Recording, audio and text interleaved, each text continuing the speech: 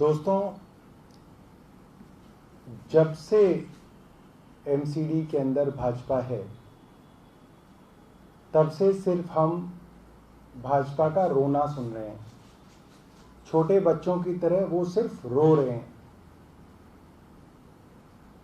उनके पास डॉक्टरों को तनख्वाह देने के लिए पैसे नहीं होते, डॉक्टर हड़ताल पे चले जाते हैं। अस्पताल के अंदर मरीज जो है बिना इलाज के मर जाता है। सफाई कर्मचारियों को देने के लिए पैसा नहीं होता। सफाई कर्मचारी पूरी दिल्ली को कूड़ा कूड़ा कर देते हैं, पूरी दिल्ली को कूड़े का प्रदेश बना देते हैं। सारी जनता परेशान होती है, एमसीडी को कोई फर्क नहीं पड़ता। जब एमसीडी का चुनाव भाजपा ने लड़ा तो उन्हें मालूम था कि भाजपा को मालूम था कि एमसीडी का कितना बजट है।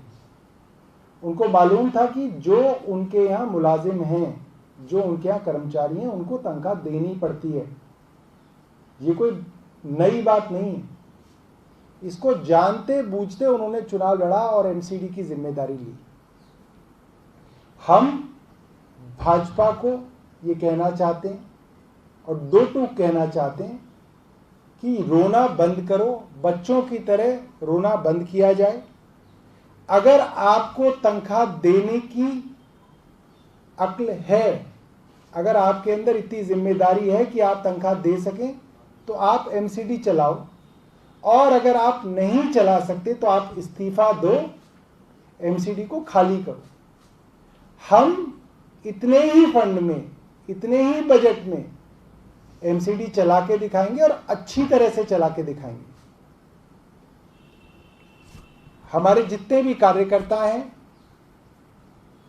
अक्सर वो ये बात जानते हैं कि पब्लिक के बीच में कभी भी कोई बात हो तो एमसीडी की परेशानियां लोगों की जुबान पे होती हैं। हम लोग भी विधायक के तौर पे कहीं जाते हैं तो जितनी परेशानियां जनता बताती है उसमें करीब 90 से 95% परेशानियां जो हैं वो सिर्फ और सिर्फ एमसीडी की होती हैं।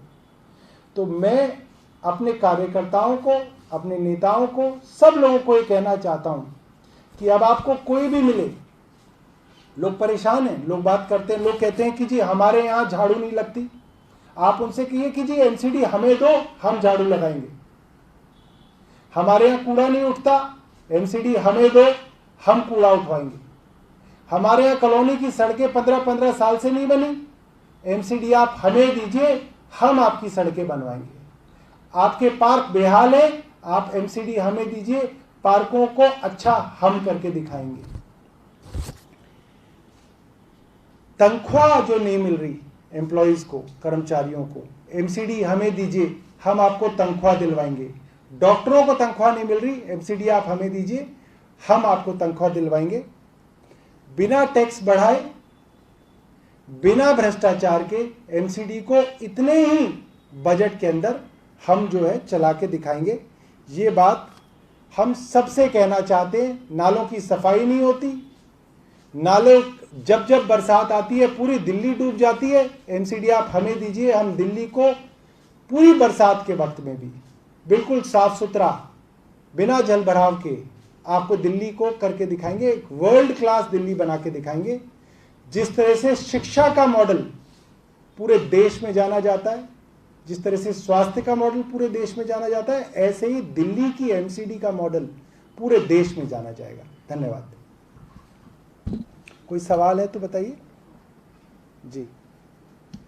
सर, कल एमसीडी में मेयर साउथ दिल्ली मेयर जिन्होंने कांग्रेस में था, उसने बताया था कि 1100 करोड़ जो है दिल्ली सरकार हमें नहीं देगी, तो पेंडिंग है इसलिए। वो उनका सालों से यही रोना है। जैसे छोटा बच्चा नहीं रोता, मेरे को टॉफी दे दी, टॉफी दे दो, मेरे को तो लाल वाली चाहिए थी, लाल वाली दे दो, नहीं उसको तो हरी दी, अब मुझे हरी भी चाहिए। उनका रोना खत्म ही नहीं होता। और ये हाल आ गया कि कटोरा लेके, अब बोल रहे हैं कि कटोरा लेके बैठेंगे, तो कटोरा तो उन्होंने पूरी दिल्ली के हाथ में थमा रखा है। हम यही कह रहे हैं, कटोरा लेके बेइज्जती मत कीजिए। दिल्ली की एमसीडी का नाम आखिरी आया है। सफाई के सर्वे के अंदर जो केंद्र सरकार ने सर्वे किया, इन्हीं की सरकार ने सर्वे किया, उसमें ये आखिरी है। ये बेइज्जती की है इन्होंने दिल्ली की, और अब ये कटोरा लेके जो है दिल्ली वालों को देना चाह रहे हैं। हम यही कहना चाह रहे हैं दिल्ली प्रदेश के अध्यक्ष को और दिल्ली की एमसीडी के तीनों मेयरों को भैया माफ कर दो, दिल्ली वालों को माफ कर दो, छोड़ दो एमसीडी, तुमसे नहीं चल रही ना, तुम एमसीडी से त्याग पत्र दे दो, इस्तीफा दे दो, हमें दे दो एमसीडी, हम चला के दिखाएंगे। ठीक है, धन्यवाद।